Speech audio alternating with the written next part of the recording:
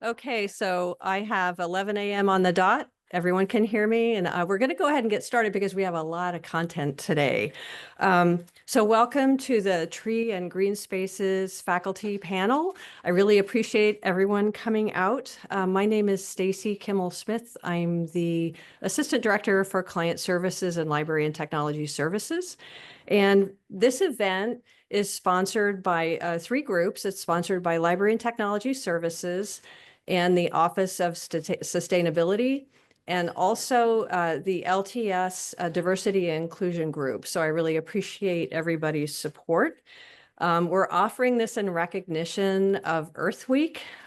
We all know this may be the penultimate main event of Earth Week, and we're really excited that you're all here. And so Earth Week coincides with the time of year that we see so many students who are prospective students and admitted students coming to campus and coming to our beautiful campus and looking around. And I'm sure it's a huge enticement to sort of picture yourself in this really beautiful environment. And it always underlines for me the value and the benefits of having a beautiful campus and Lehigh's great forest stewardship. And as a result, not surprisingly, the campus is well thought of nationally. The Princeton Review rates us number 15 in the most beautiful campuses. Condé Nast lists us with, I think, the top 50, and they're in alphabetical order, so you don't know where we rank. And we're not ranked by the U.S. News and World Report, and I think it's flawed methodology, personally. And so I'd like to introduce our faculty who are here today. We have Karen Beck Pooley, who is going to talk to us about urban heat and heat islands and how green spaces can remediate those problems in urban settings. We have Russell McIntire, who's going to talk about public health benefits of green spaces. And we have Robert Booth, who's going to talk about the educational value of being on South Mountain and how he's used the South Mountain Forest in his teaching and also in student research. Just make sure I've got everything covered here. And so the format is each of the faculty members are going to speak in sequence. Please hold your questions, and I'm hoping we'll have time for questions at the end, roughly 15 minutes. And we are recording, so we'll probably have this recording available after the session. And also you might have noticed there are QR codes sort of sprinkled about, and those have some of the resources that are probably going to be discussed today. Some of the resources that LTS makes available on our trees and green spaces. Okay, so we'll start with Karen. All right. Welcome, everybody. As you heard, I'm going to speak to you about urban heat. I'm coming at issues of the environment as a city planner. So the environment I'm thinking about most of the time is the built environment and how that relates to the natural world, and also how that relates to us, the people who occupy that space, how healthy it is, how much it encourages or discourages our well-being across a number of fronts. And so that's sort of the path I'm bringing as we talk about urban heat. This grew out of a project that took place last summer.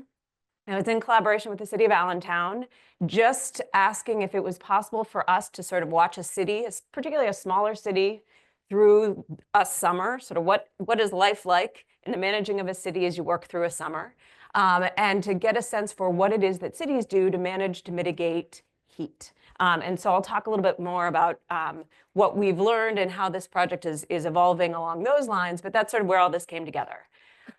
So first off, heat. It was quite a summer to be watching a city navigate heat. 2024 was hot. As you can see, we had multiple cities set records for heat. Phoenix spent 113 days over 100 degrees last summer. And so you can see just snippets from at different points of the summer, where it was June we were setting records, July we were setting records, August we set records. By the time the summer was done, we had set records.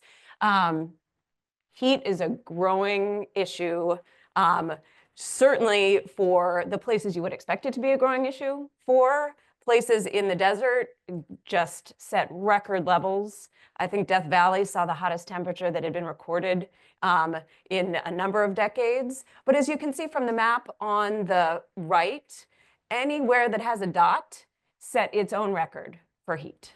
And those dots are almost everywhere. Great Plains had a fairly good summer, but everywhere else, you've got dots on that map.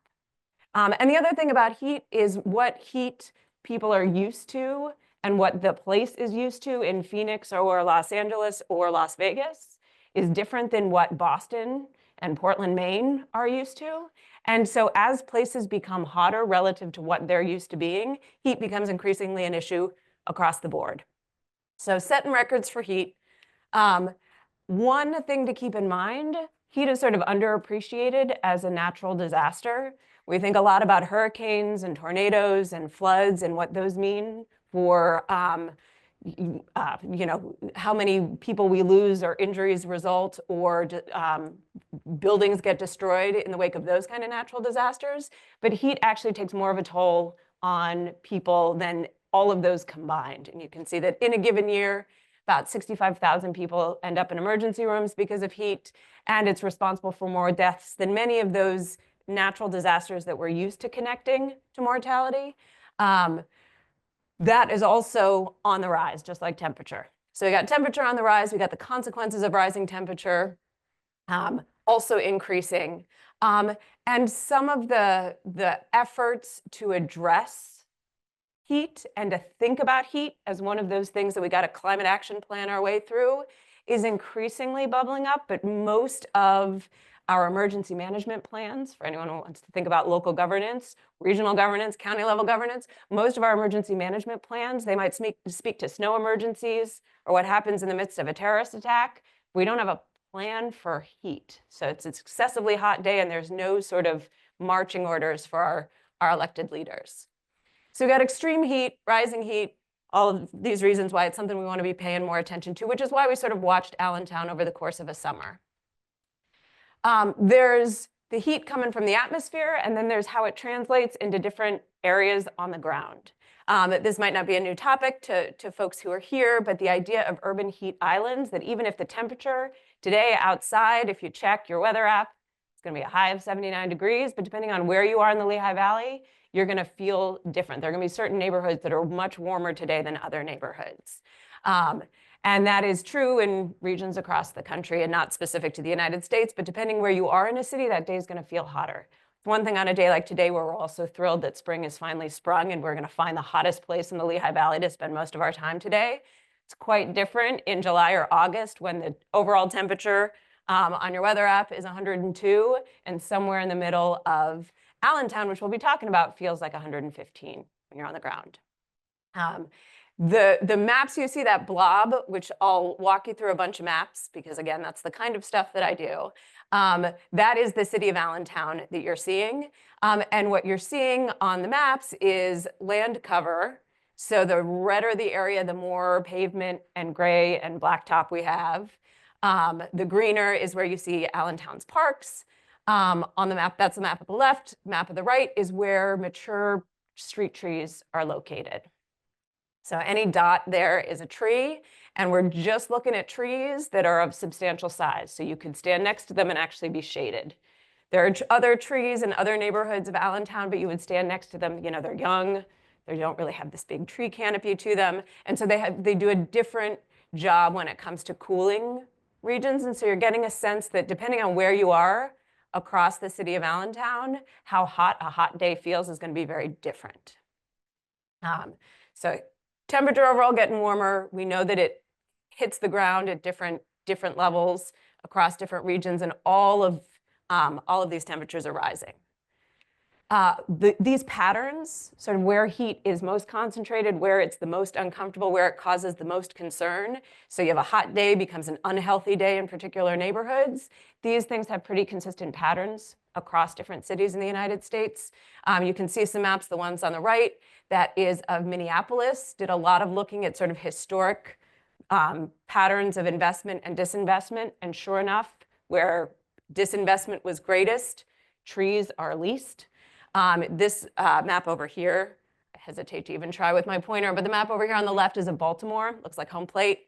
The area shaded in red was sort of an area of concentrated disinvestment over the course of most of the 20th century. The map is shaded based on how intensive the tree canopy is. So anywhere on that map that's a darker green, more concentrated trees.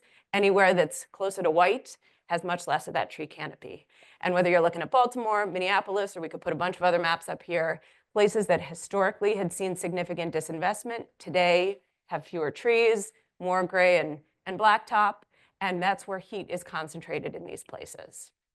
Heavily overlaps, even today, with resident socioeconomic status.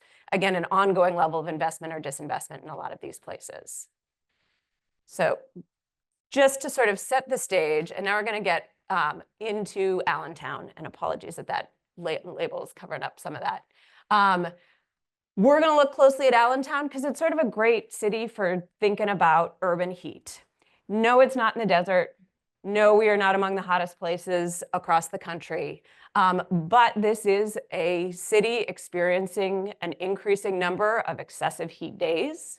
And it's also a city that, as you can see on that map, again, it overlaps with where we saw fewer trees and more gray and black top in the previous maps, that has significant heat islands.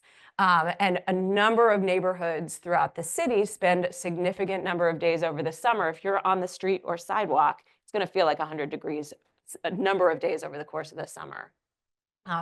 The other thing we found as we looked into the research is that smaller cities, more like a Allentown size, are sort of the least likely to have implemented mitigation strategies or other redevelopment revitalization strategies specifically targeting heat. So for all of these reasons, it's a great case study. So just to set you up, again, mapping is, city planners are no one if we're not mappers. And so here we got some maps coming. Just to get a lay of the land, again, that blob is the city of Allentown. The hash marks give you a sense for areas that are affected in one or two ways by certain heat challenges. So if the hash marks are slashing from the top left corner to the bottom right, that means the average summer surface temperatures, how it feels on the street or sidewalk, is over 100 degrees in those areas. And so you can see anywhere that has the slashes top left to bottom right is that. And then anywhere starting in the top right to the bottom left, those are areas with relatively high heat wave risk. Anywhere where it looks like you see X's everywhere, that they fit in both of those categories at the same time. We'll just give it a try. Let's see how this works. This section here is sort of the core of the city. If anyone's been downtown in Allentown, Hamilton Street, their sort of main drag runs right around here. And this area, it's not coming back. That area that I was highlighting, that's sort of their core historic portion of the city, where population densities are greatest. That's right by their downtown. And the area on the right-hand side is on the east side of Allentown, similarly highly concentrated part of the city. So those are the areas that are sort of most impacted by heat. And then you look at them against a number of other factors. So the hash marks have not changed. But what you see now are the presence and prevalence of older housing. So anywhere that's that darker gray, that's a property that was built prior to 1940. Chances are good, at least as it was built, and likely today does not have air conditioning. Anywhere that's the lighter gray, that was property built between 1940 and 1969.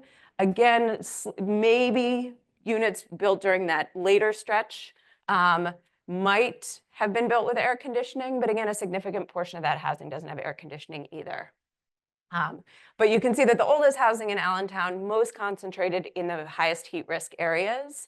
And so again, if you layer on higher heat wave risk, higher surface temperatures, and greater likelihood that even if you're indoors, you're not in a place where you can get cool. Now, again, to look for a second at who is living in these neighborhoods, again, the hash marks are the same. It's a little bit trickier to see, but anywhere that's just shaded white has low rates of poverty. Poverty rates under 20%. 20% is a level considered high. 40% is a level considered extreme for the sociologists and policy folks who study neighborhood level poverty rates. It's not coming out great on the screen, but you can see a little bit. We got that lighter shade of gray for much of the area that has the hash marks going in both directions. And that spot in the middle of the map that's that darkest gray, that's sort of an extreme poverty neighborhood. Again, most impacted by heat. By older housing, and so fewer resources among residents to see to solutions in the face of that excessive heat. Another thing, again, just made the news, the air quality in the Lehigh Valley just made the news. We're among the least fresh air regions of the country. But Allentown, for the second year in a row, has also been flagged as the asthma capital of the country. Excessive rates of asthma. The legend gives you a sense anywhere that's light gray has an asthma rate greater than the national rate. Anywhere that's dark gray has significantly higher asthma rates. Again, just an indication, high heat area, got older housing, but you also have greater health concerns. And as all these things swirl together, the consequences of a high heat day become that much more severe. Heat in particular tends to aggravate the consequences of asthma. Just real quick, I'll close with not only giving you a sense of who the other asthma capitals are. Allentown is first, but almost everyone else on that list fits the profile of Allentown. Smaller city, lots of older housing, heat islands, at risk of future heat waves, very similar situation when it comes to having to think about heat. If people have questions later, I'm happy to describe more about what Allentown did over the course of the summer. If you were there, the fire department might have hosed you down if you visited any of the parks. They do that on extreme heat days, or you might have gotten free access to one of the city pools, which again, reduce or negate their charges on days that are particularly hot.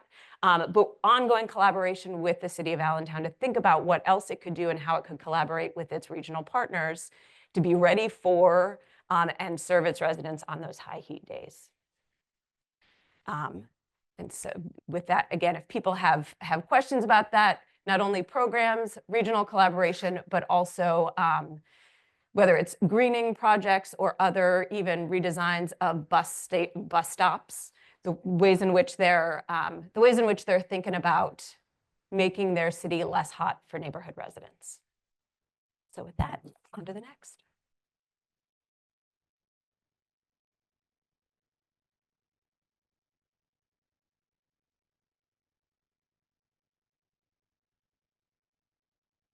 Thank you, Karen. Can you all hear me out there? Great. Okay. I am Russ McIntire, Associate Professor in the College of Health. Karen talked in detail about one topic. I realized that I'm going to talk in very little detail about a few topics.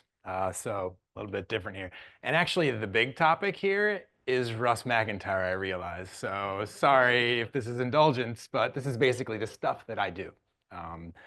So I'm going to talk to you about green space and public health. I, again, associate professor in the College of Health. I am a socio-behavioral epidemiologist. So I study the physical and natural environment and how it impacts primarily chronic diseases, prevents chronic diseases. I like to start off presentations with public health. I consider myself a public health practitioner trained in public health. So public health is what we do as a society collectively to assure the conditions in which people can be healthy. Many different definitions out there, but basically we're trying to identify and implement interventions to improve the health of populations. And we have many issues, many problems in public health getting worse. Opioid epidemic, income and healthcare inequality, health disparities, substance use, cancer, gun violence, too many to name. In the background, we have global climate change effects on health happening now, not just in the future. And we also have chronic underfunding of public health at the state and the national level. And so, yeah, so as public health practitioners, we focus typically on systems or on, one or many of these issues. There are many ways of organizing. There are many public health frameworks of organizing kind of the characteristics of communities that make healthy conditions, make healthy communities. One that we use in the College of Health is called vital conditions. And so this is a framework that describes really the characteristics that are required to create healthy communities, which in turn create health at the individual level. So healthy communities have reliable transportation, lifelong learning, meaningful work, basic needs for health and safety, healthcare infrastructure, and safety nets. What I'm going to focus on and what I do focus on for my research is a thriving natural world. So how did I come to focus on the thriving natural worlds? I'm trained in health behavior, trained in epidemiology, trained in public health. Well, I mean, really, I think back to my experience, this is where I bring in kind of the personal to tell you about like my journey. So, I grew up in the suburbs of Philadelphia. I, grew up in an area where I had access to parks. I had access to green spaces. This is actually a street view shot of my dad's house behind the trees there. It's not that little shed right there. It's behind those trees. But as a kid, I had forests, I had parks to go to play. These places drew me outside. I, got together with friends just by myself. It allowed my body to develop, my brain to develop, and this really contributed to my health personally. And really, it was during the pandemic that I decided to focus on green space and human health effects of green space, because we were asked to stay socially distant. We were asked to socialize out, it was okay to socialize outside with friends. And thankfully, I had places to go. I had parks, I had trails. But there's so much inequality or inequity of park spaces out there. And I thought of the communities that I work with in Philadelphia they may have access to parks, but these are parks where their amenities are many of them are inadequate to serve the populations. Broken down slides and playground equipment, basketball backboards with no hoops, etc. And so I wanted to dedicate my work to identifying and kind of quantifying the impact of natural spaces on human health and parks and human health. So anyway, so here is really my research agenda. I identify what the connections are between green space and human health. I try to identify and quantify barriers to accessing green spaces. And I also work with organizations that do nature-based interventions to try to help them build the case for more resources for what they do. I also do a lot of secondary analyses, big data sets, analyzing big data sets to identify relationships between access to living near green spaces and having access to green spaces and chronic diseases or prevention of chronic diseases. So these are just some of the studies that I've done. But really, like I said, most of the work that I get satisfaction from is working hand in hand with community-based organizations, to help them evaluate their nature-based interventions. So one of the projects that I'm particularly proud of is working with an organization called Park in a Truck on the Park in a Truck initiative. So this is an organization, it's an initiative that works with communities to transition abandoned lots into parks in Philadelphia. Primarily, it's in Philadelphia now. But this is a project that helps communities design, build, and maintain park spaces in their neighborhood. So it is a collaborative process where neighbors, community members are involved throughout the steps of the creation and maintenance of this park. And so, in Philadelphia, there's 40,000 abandoned lots.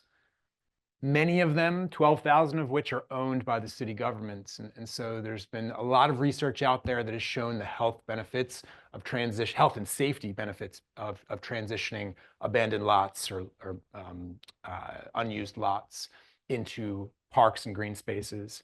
But this is a participatory approach, working with communities to design them. And so one of the things that is missing in the equation is the maintenance of parks. It's easy to create parks, but it's difficult to maintain them once they're created. And so this initiative actually works with teens, trains teens, and gives them a small stipend to maintain the park spaces once they're built. And so you get, the teens in the neighborhood, they clean up trash, they do maintenance of the spaces, they also program those spaces. So for example, I've been working with this group for 2 years now, and they've created 5 parks in collaboration with communities, mostly in Southwest Philadelphia. And, I was talking to a few of the teens that maintain those spaces. And so last fall, they had like pumpkin carving activities in these spaces. They had cookouts, and they had games nights, etc. So anyway, I work to evaluate the health impacts of participating in this process among community members and the teens in the Park Ambassador Program. All right, so that's one initiative that I work on. Another initiative that I work on is I work with healthcare facilities that have gardens and farms on their campuses. A lot of times, hospitals, nursing homes have gardens and farms. Sometimes they use them to promote the health of their patients or their employees. So I work to design studies to evaluate the health impacts of using those spaces. And I want to do that because ideally, I would love it for each hospital, each healthcare facility out there to have a physical space that they can use to benefit the health of their patients and workers. And so we need to quantify that amount to build resources, to gain resources, to build the argument that these spaces are worthwhile. Anyway, so these are 2 organizations that I'm working with. This is Lankenau Hospital, and I'm also working with Christiana Care, who both have gardens or farms on their hospital campus. I'm also working with Good Shepherd, who recently moved their facility from Allentown to Center Valley, kind of a more bucolic setting in Center Valley. And so I'm working to see if actually the improvement, one, I want to see if the views out the windows have improved, and 2, if improvement in the views out the window actually reduced the stress of the workers in that facility. So I'm working with them on that project. Kind of a cool project. Anyway, all right, so how do parks and natural spaces improve human health? There's a lot of ways, right? So parks are places that people get physical activity. Parks are also places that, parks and forests, they're also places that people collect. They build social capital. They build neighborhood social cohesion and social connections. Also, there's emerging research that natural spaces actually improve immune function. So that's pretty interesting stuff. But my focus is mostly on mental health. When you go into a park, into a green space, it makes you feel better. So why? Why is that? As an epidemiologist, I think about like the biological mechanism behind that. And so there's 3 different theories. Of course, I'm not going to have time to go over them in detail. Here we got the biophilia hypothesis. So this is essentially that humans evolved, developed in natural spaces. And this explains why humans have similar positive biological associations with living organisms, plants, animals. So we derive human health benefits from that, and it is largely because it's genetic. Then there's two other theories: psychoevolutionary theory or stress reduction theory, attention restoration theory. So these are two theories really that talk about like processes in the brain that are affected by being exposed to being immersed in natural spaces. I don't have time to go into the details, but that's the kind of underlying biological theory underlying my research. Oh, I think that's it. Yeah. Sorry. That's what I do. I hope you enjoyed hearing about my work. I look forward to questions.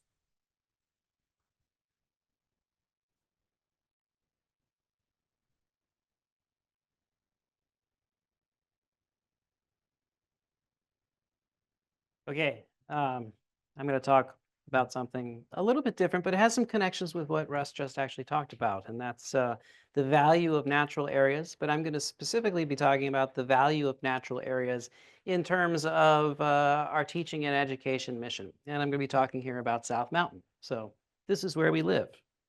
Now, I'm going to try to get this pointer to work. We're somewhere over here, right? And in all of these buildings, that's where learning happens, right? Well, of course, learning can happen in a lot of other places too. And in fact, there's a lot of activities in this area that are happening that facilitate student learning, facilitate student experiences, and allow us to do all kinds of interesting things. And I don't think everybody knows about all of the activities that Lehigh engages in up there. I think that this area, this South Mountain ecosystem, is really well suited to a couple of different things. One is it's a great way to get students to connect with Lehigh's deep history. And I'll talk about that a little bit more here in a second. Another one is it's a great natural laboratory. It's a great natural laboratory for environmental science. It's a great natural laboratory for biology.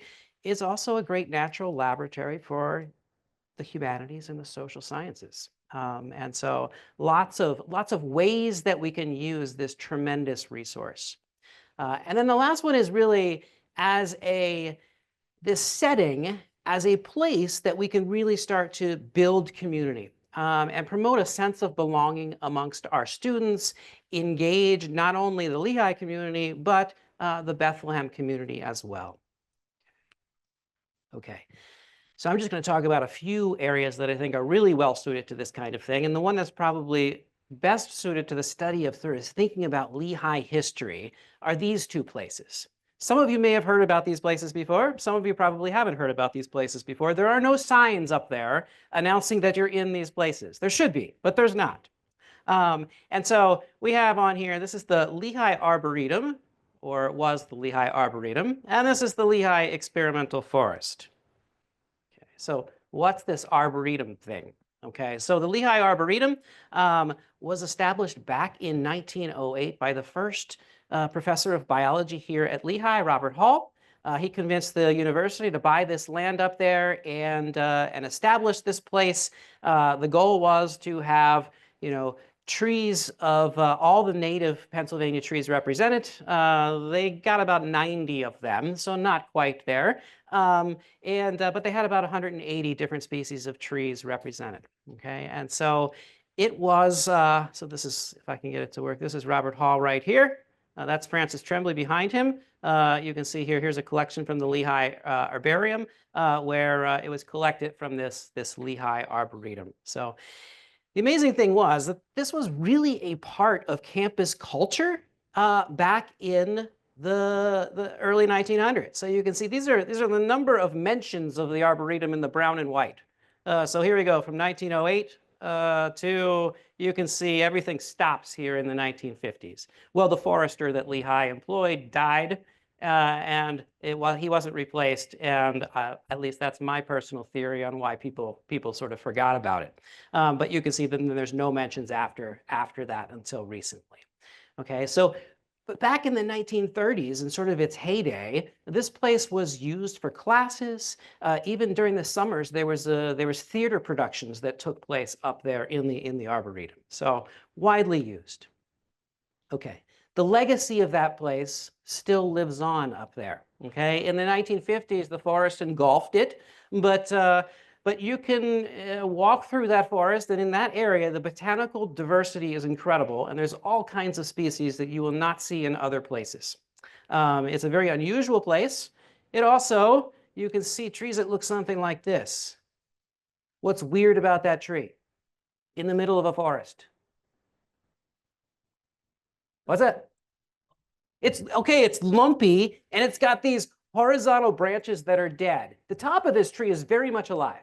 This is a white pine, and I tell my students you have to use your forensic ecology skills here. When you see a tree like this in the middle of the forest, it's basically telling you that this tree spent its early life in an open environment where it was worthwhile to have those lower branches doing photosynthesis for you. Okay. Since then, the forest came up around it, and only the top is doing photosynthesis. Okay. Well, the Arboretum was an open park kind of setting.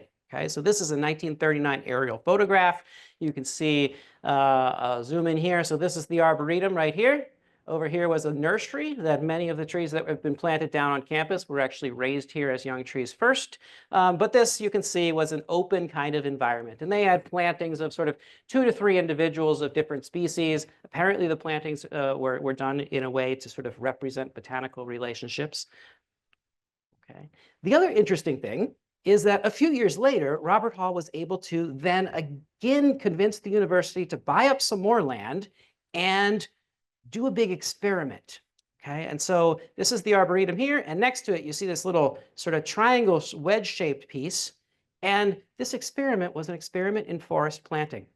So they set up 46 different plots here. Whoops, 46 different plots. They put 20 different species of trees in them, some mixed plots, some single species plots. And they set this out to sort of answer some of the outstanding forestry questions of the time, which were simple questions like, what trees can grow really well on these rocky soils that we have in Pennsylvania? Okay.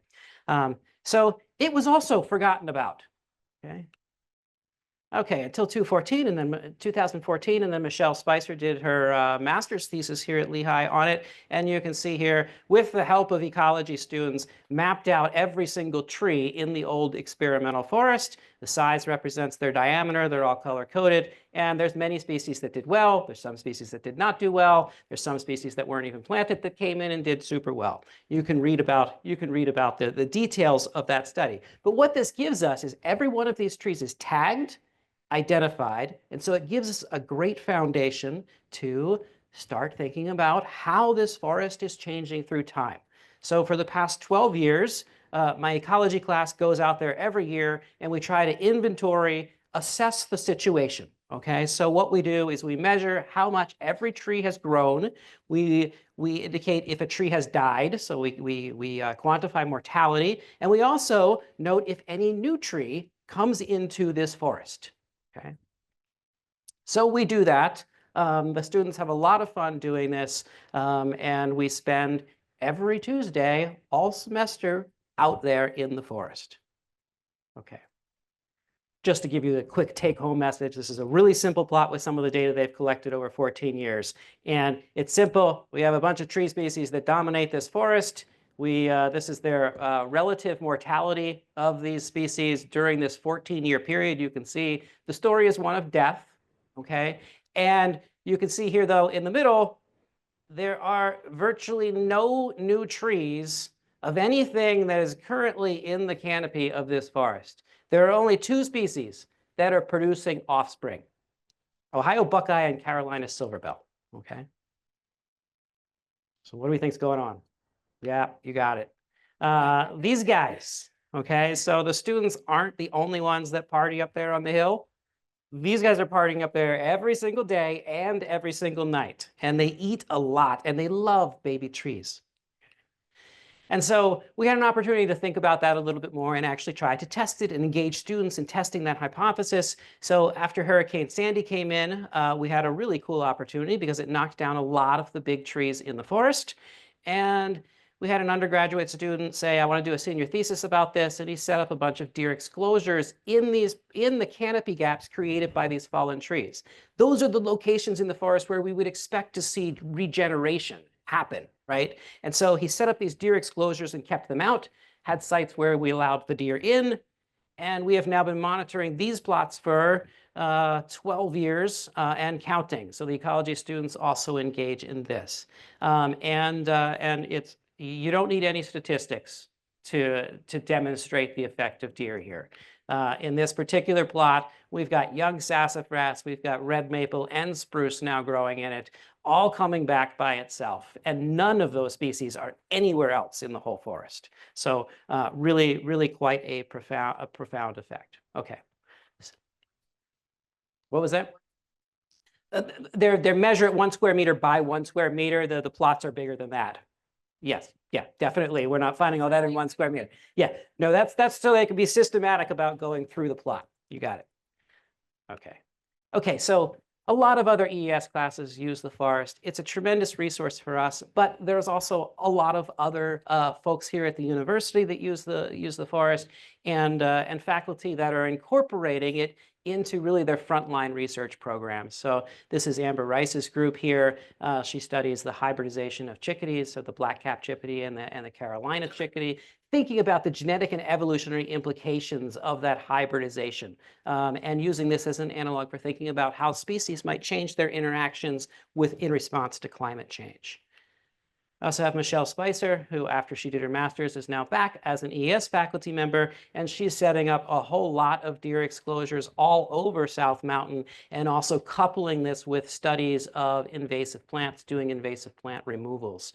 And so this is her field crew out last summer doing this. You can see Miller here with this giant barberry that she has excavated out of the ground. Okay. It's also an educational resource beyond the natural sciences. So I've led lots of other classes out there to talk about the history of this place. So philosophy classes, anthropology classes, international relations classes. This is Devin Finn's Power and the Planet class out there just a couple weeks ago.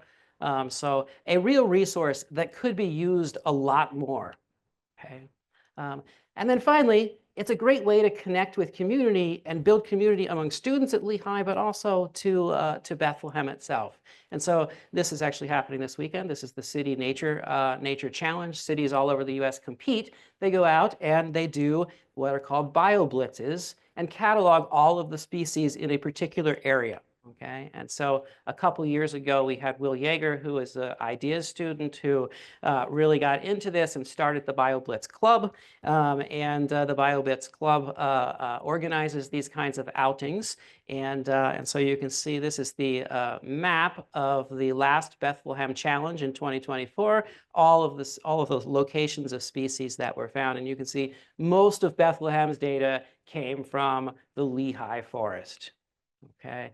And there were a lot of species. So we got 333 species documented in one weekend, and you can see 880 observations. It's happening this weekend again, and there's lots of events that they're organizing. So if you want to check it out, You can follow the link here. You can sign up for events.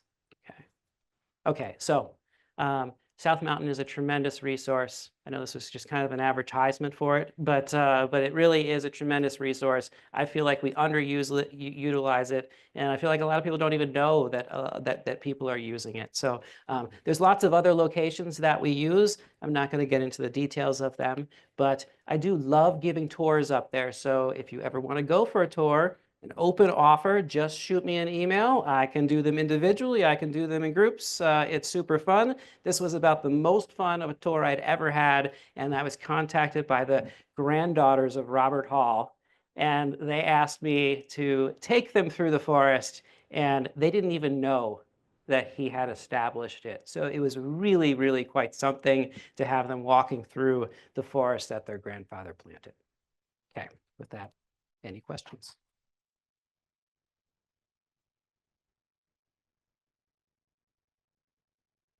Okay, so I'm told the mic will work. Is it on now? So questions, I can do the Phil Donahue thing and walk over with the mic. Raise your hand if you have any questions. Dr. Booth, it's a question to you. I wonder if the deer exclosure helped like some trees prosper and produce like and not die out. Certainly it does. Is that what you mean? Or Yeah. yeah. Was there like some disparity between like native trees and like invasive trees or like trees brought Yeah, from so Europe? that is actually the question that Michelle Spicer's work is now trying to get at, is to look at that effect. Our plots are relatively small and there's still lots of invasives. There's a huge invasive species problem up there. But even it's pretty amazing that even with pretty thick invasive species coverage, we're getting trees recovering if you just keep out deer.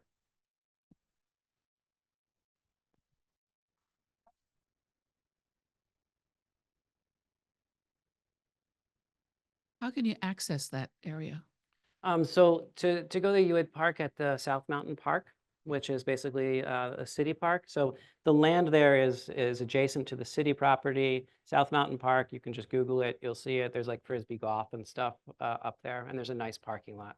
So it's not anywhere near that art installation up there. Okay, so where the sculpture garden that you're referring to, is that what you're referring to? Yeah. So that would be the other that would have been part of the Arboretum, but on the other side of Mountain Drive, that is where they had a nursery. So if you walk through the sculpture garden, you can still see rows of trees that represent the old nursery trees. Yeah. I was just going to ask if you could talk about the sort of from the time Bethlehem was founded till today, like what South Mountain looked like. I think I've been told there were a lot of farms up there and the trees were originally all cut for agriculture and stuff. Is that? That's correct. Yeah. So it would have been completely deforested. Yeah, there's nothing, we've poured a lot of trees up there and there's nothing really over about 100 years old. I do know that when they bought the land for the forest plantation, it was forested at that time, second or third growth, who knows. But, and according to Robert Hall, he has a manuscript in the library, when they sold that lumber, it paid for the land. Those weren't even necessarily the oldest big ones, or No. most of them were. They were not, no.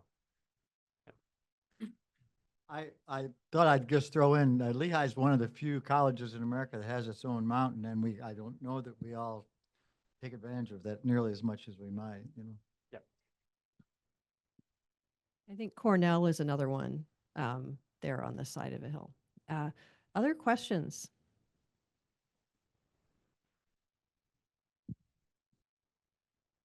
So Karen, I like the maps, but you forgot the scale bars. There were no scale bars. Hmm? There were no scale bars. I'm sorry. It's okay. No, so my question, and Russ kind of hinted at this, when you're dealing with city planners and trying to get them to grow trees, are you fighting them for the cost of planting the trees or maintaining the trees? Both. One project that we are collaborating with the city of Allentown on, they did receive a grant, briefly frozen but unfrozen, to plant more street trees, which is actually a tougher challenge than you might think. I showed sort of the view down a street that, real wide sidewalks, 7-foot sidewalks have lots of room for trees and lots of room for people at the same time, where a sidewalk is real tight. There's not a lot of room for trees. And the ongoing care and maintenance of whatever tree gets planted, even if the city subsidizes the planting of the tree, the homeowner, whoever owns that property, is then tied to that tree for the duration. And so to figure out how to fit more green into neighborhoods that need it most, as you can probably attest, is a pretty tricky challenge, because it's not just sort of a public, the public planting more trees on public land and public spaces that the Parks and Rec department can figure out. This is sort of a real collaboration between the city and the neighborhood. And how you navigate that and where you think of, it's not just as trees on sidewalks kind of challenge, how we think more creatively about where those trees go. Yeah, I think you hit the nail on the head there. I think, you don't want to impose trees on individuals. There's reasons why people don't want trees. They have perceptions that trees will litter their lawn, that they will fall on their house or their car.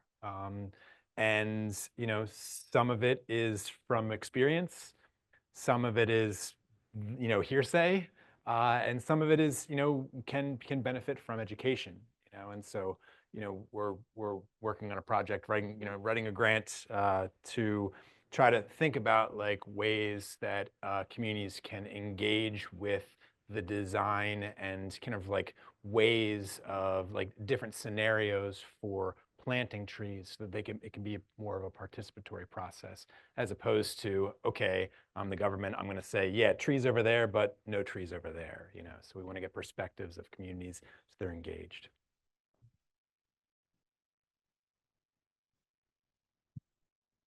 So I have one. Oh, did I see a hand up? Oh, great. Thank you. Right. So mine's a pretty quick one. Every time I think there's a tree that I'm fond of, I find out that there's an invasive species that's now attacking it. Like when you're looking at repopulating urban areas with trees, or, you know, putting a tree on your property, like what are trees that are safe to plant? I mean, any thoughts on that?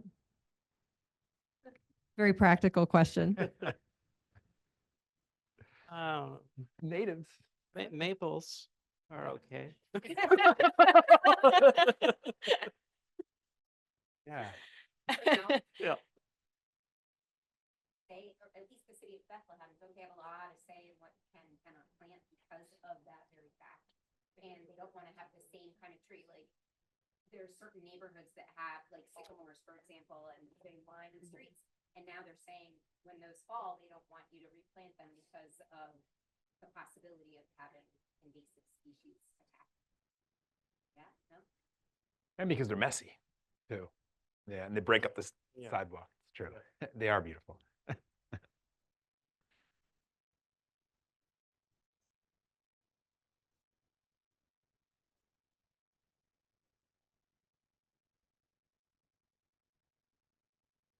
So Professor Booth, what do you think is a ecological succession like after 120 years on the experimental field?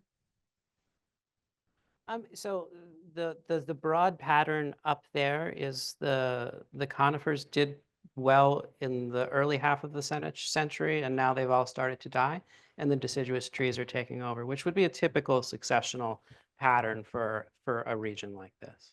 Yeah.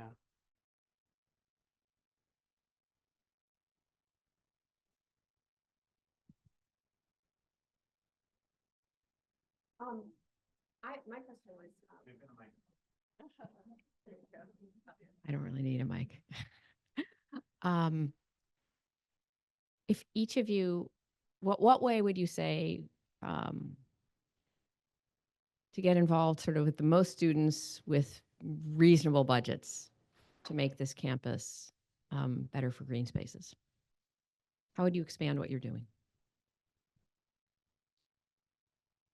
So I have this. I'm a rich trustee. I say I'm going to fund a modest amount of $150,000 a year. You know, what would you do? I'm just curious. What would you do? What would you do with it?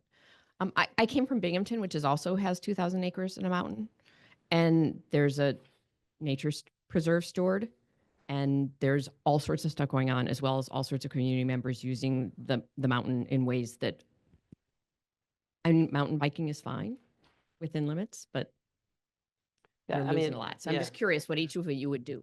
I mean, in ES, we've floated this idea of maybe some kind of like student stewards of the mountain program, where we could provide maybe summer funding for students to basically get involved in conservation and stewardship activities up there. So something like that would be cool. I am not a planter. I'm like made fun of mercilessly because I have no abilities on that front at all. So I will not speak from that standpoint. But my family and I, and again, to your point of there are no signs, you will never know until you're there, and you'll just hope you found it. We go hiking in many different places, but also on the mountain, because there are, I think, trails, but that is an untapped resource that just, for those of us who are unskilled in the identifying or the planting or nurturing of any of the nature space, but to be in the nature space like you were talking about, that would be one big thing that I would advocate. I love that. Yeah, I mean, I think that some of it is promotion at a school like Lehigh of the trails and and our mountain. For me, I would also plant meadows. I would also tear up grass. I mean, not all of the grass, because of course I'm an advocate of outdoor play, of outdoor spaces to relax in, and it's hard to relax in a meadow, but like for spaces that are just large tracts of grass, you can replace them with meadows with a lot of native species.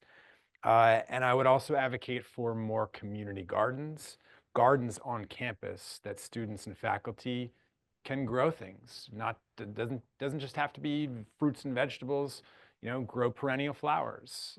So that's what I would advocate for the health of student and faculty and staff populations.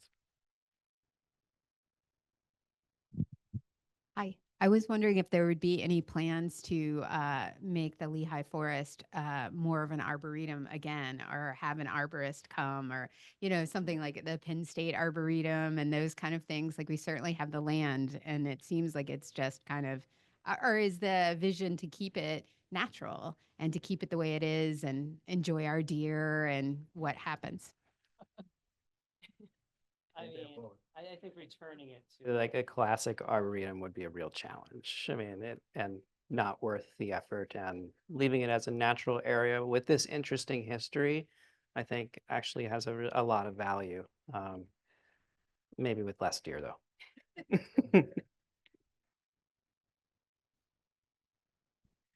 Is if you go and Google Lehigh trees, you'll get a link to one map. And if you look around and do some digging on some other pages, you'll get the link to another map. And if you follow this link here, you'll go to yet another map.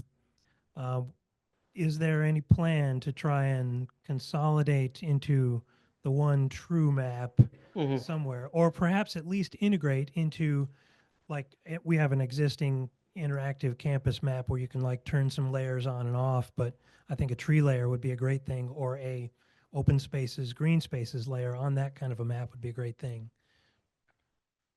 Yeah, so you're speaking of the tree survey data on campus, that map? Saw like 3 different ones. Yeah. By Scott Lutzmoser. Mm. Newer one looks like it's part of the State Sustainability Club. And then there's other data like the one that's on here, which is the tour map. Yes. Yes, they should. Yes, all the. I mean, and when we were talking about doing the tree survey and updating the tree survey a few years ago, the idea was to bring in all of the data from the forest that we have too, but we've never gotten to that. Yeah, yeah. Well, I was curious, do you consider that, like, you talk about native versus invasive? Does invasive always mean bad? Because as the climate shifts and the weather shifts, different species and their patterns are going to change, and the ones that survive the best, I know some invasive species are jerks and they move in and snuff out everything else, but are there some invasive species that aren't necessarily harmful to the native species that you're considering encouraging, or just letting them do their thing as well? Yes, and then we typically wouldn't call them invasive. I mean, that language, I mean, to some degree, but that language is, people use it in different ways. But yes, the idea that all invasives are bad is not a correct one. And there are native species that can behave very invasively as well, usually because of changes that humans have done. Yeah, I know that we're the result of a lot of these shifts and what we've done, like all the way from like destroying the deer's natural predators, so then they become overpopulated, which causes them to move in and eat all the baby trees, et cetera. Yeah. Yeah. So. What should we do about the deer? Another panel. Talk to you afterward.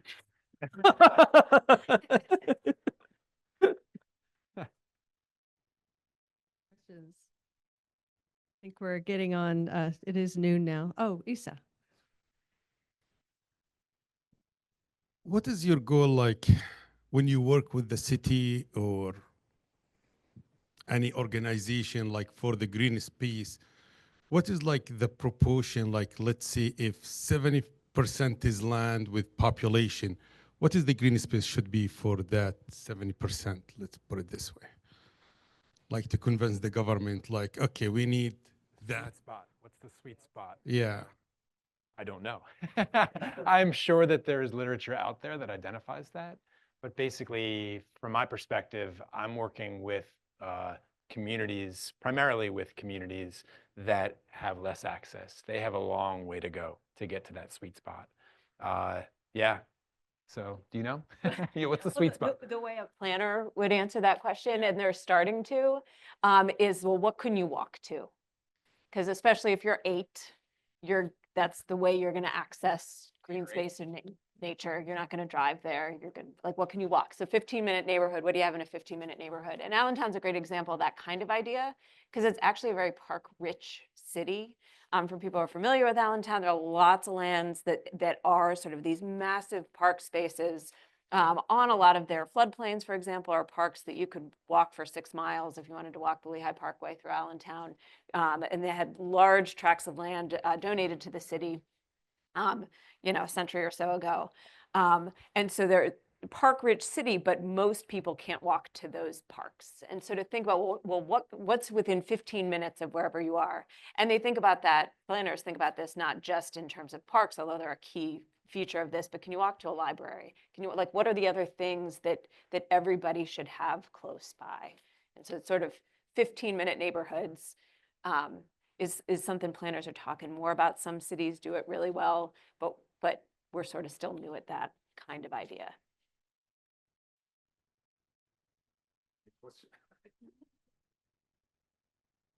Free buses that'll get you there. Yes. Okay, well, it is noon, and if anyone has informal questions or offline questions, they might be, our faculty might be available for a few more minutes, but thank you all for coming. We did record this, and we would have it probably available on the LTS website within a week or so, and if you're interested in being notified when it's ready, just email me, SEK2, the 4-character username, so easy to remember. Yes. Yes, I did. Yeah, I did take the liberty of putting your presentations on the QR code that is around there. So in addition with the maps that are plentiful and some other things, there's a great article from 2011 Alumni Bulletin that talks in detail about the experimental forest. Ilhan SITAC and Special Collections worked on that as well. And it's a fascinating article. It talks about the Arboretum and the experimental forest. It's definitely worth a read. All right. Thanks, everyone. Thank you so much.